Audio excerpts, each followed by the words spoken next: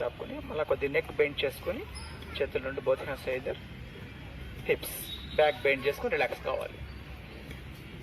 సమస్థితి ఉన్నని చెప్పండి. తర్వాత relax position కాళ్ళు చాపుకొని మళ్ళీ కొద్ది నెక్ బెండ్ చేసుకొని చేతుల నుండి both hands either hips back bend చేసుకొని రిలాక్స్ కావాలి.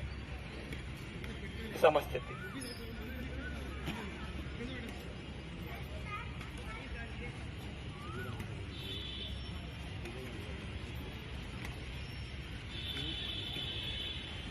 ఓకే.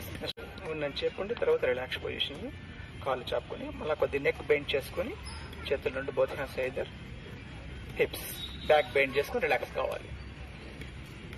సమస్థితి